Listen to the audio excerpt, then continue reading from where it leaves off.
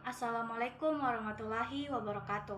Perkenalkan, nama saya Derani Surti dengan NIM 19252156 dari Fakultas Sains dan Teknologi Universitas 19 November Kolaka.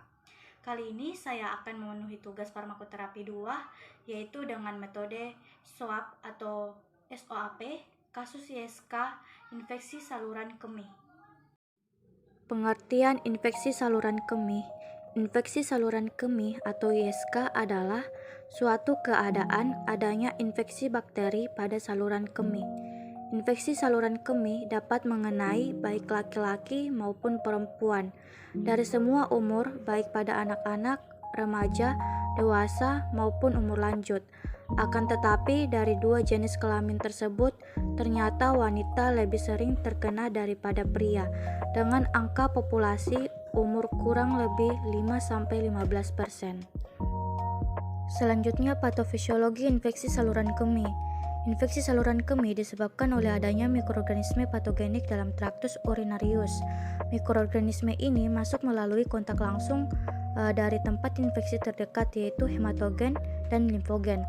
Ada dua jalur utama terjadinya ISK, yaitu ascending dan hematogen. Secara ascending yaitu yang pertama, masuknya mikroorganisme dalam kandung kemih, antara lain faktor anatomi, di mana pada wanita memiliki uretra yang lebih pendek daripada laki-laki, sehingga insiden terjadinya ISK lebih tinggi. Faktor tekanan urin saat miksi, kontaminasi lekal, pemasangan alat ke dalam traktus urinarius atau pemeriksaan sitoskopik pemakaian kateter, dan adanya dekubitus yang terinfeksi. Yang kedua, naiknya bakteri dan kandung kemih ke ginjal secara hematogen, yaitu sering terjadi pada pasien yang sistem imunnya rendah, sehingga mempermudah penyebaran infeksi secara hematogen. Ada beberapa hal yang mempengaruhi struktur dan fungsi ginjal sehingga mempermudah penyebaran hematogen, yaitu adanya bendungan total urin yang mengakibatkan distensi kandung kemih, bendungan intrarenal akibat jaringan parut, dan lain-lain. Pada usia lanjut, terjadinya ISK ini sering disebabkan karena adanya, yaitu yang pertama, sisa urin dalam kandung kemih yang meningkat akibat pengosongan kandung kemih yang tidak lengkap atau kurang efektif. Yang kedua, mobilitas menurun. Yang ketiga, nutrisi yang sering kurang baik. Yang keempat, sistem imunitas yang menurun. Yang kelima, adanya hambatan pada saluran urin. Yang keenam, hilangnya efek bakterisid dari sekresi prostat. Selanjutnya, tanda dan gejala infeksi saluran kemih. Gejala-gejala dari infeksi saluran kemih secara umum yaitu yang pertama, gejala yang terlihat sering timbulnya dorongan untuk berkemih. Yang kedua, rasa terbakar dan perih pada saat berkemih. Yang ketiga, seringnya berkemih namun urinnya dalam jumlah sedikit atau oliguria. Yang keempat, adanya sel darah merah pada urin. Yang kelima, urin berwarna gelap dan keruh serta adanya bau yang menyengat dari urin. Yang keenam, ketidaknyamanan pada daerah pelvis renalis. Yang ketujuh, rasa sakit pada daerah di atas pubis. Yang kedelapan, perasaan tertekan pada perut bagian bawah. Yang kesembilan, demam. Dan yang kesepuluh, sering berkemih pada malam hari.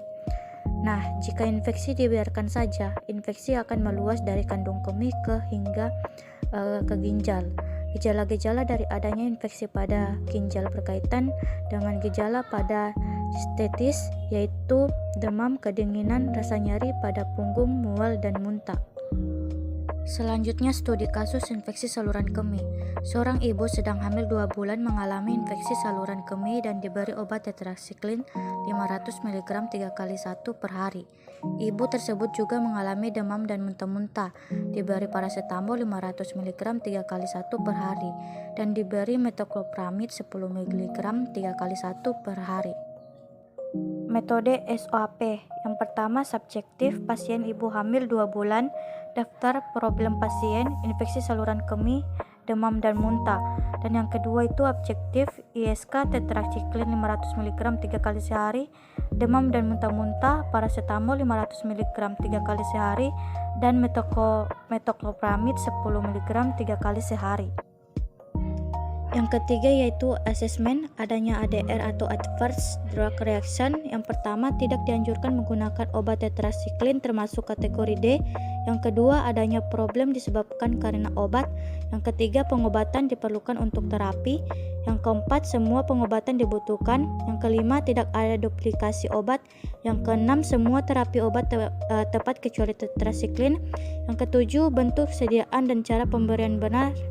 Kedelapan, adanya efek samping penggunaan obat yang harus dihindari, yaitu tetrasiklin. Dan yang keempat yaitu plan, penggantian tetrasiklin dengan antibiotik lain dengan kontraindikasi yang tidak berbahaya untuk ibu hamil, dan tetrasiklin diganti dengan cefadroxil. Tetrasiklin obat golongan D atau kategori D. Ada bukti mengenai resiko terhadap janin manusia, tetapi besarnya manfaat yang diperoleh mungkin lebih besar dari resikonya. Atau misalnya, jika obat diperlukan untuk mengatasi situasi yang terancam jiwa atau untuk penyakit serius yang tidak efektif atau tidak mungkin diatasi dengan obat yang lebih aman, dan mengganggu pertumbuhan tulang, mewarnai gigi menjadi kuning kecoklatan, dan cefadroxil merupakan obat yang gangguan saluran kemih dan saluran nafas.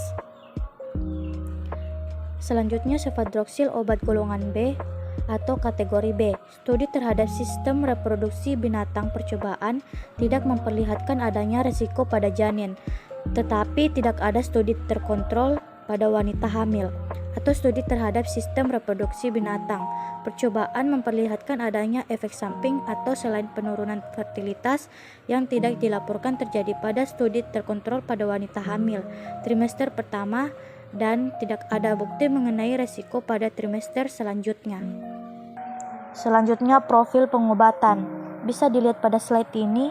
Yang pertama, tetrasiklin golongan D, antibiotik, dosisnya 500 mg 3 kali sehari, dan indikasinya infeksi saluran kemih dan alat kelamin. Kontraindikasinya hepatitis dan hamil gangguan ginjal.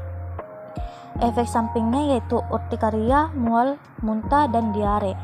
Dan obat kedua yaitu cefadroxil golongan B, antibiotik cefalosporin generasi 1, dan dosisnya yaitu 0,5 sampai 0 gram 2 kali sehari, dan indikasinya yaitu infeksi gram positif dan gram negatif.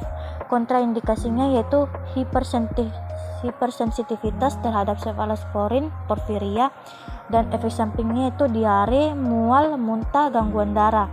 Dan yang ketiga yaitu paracetamol golongan derivat para aminofenol. Dosisnya 500 mg 3 kali sehari, indikasinya menurun, demam, meringankan, sakit kepala, dan sakit gigi. Dan kontraindikasinya yaitu hipersensitivitas dan gangguan fungsi hati, dan adapun efek sampingnya yaitu keracunan, hati, anemia, hemolitik, reaksi hematologi.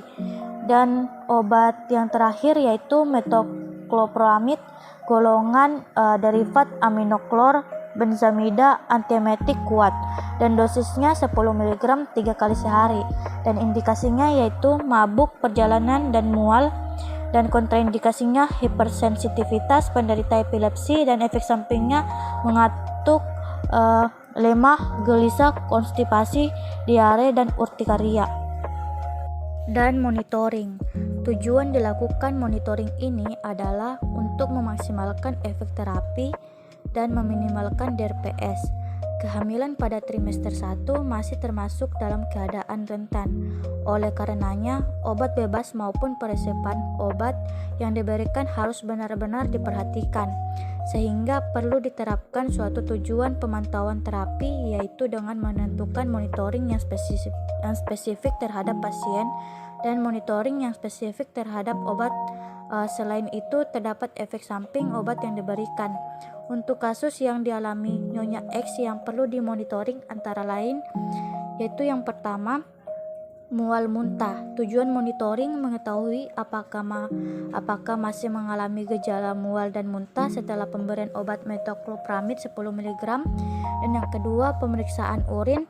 Tujuan monitoringnya yaitu untuk melihat adanya infeksi pada saluran kemih yang diakibatkan oleh bakteri. Yang ketiga, pemeriksaan suhu tubuh, nadi, leukosit, dan LED.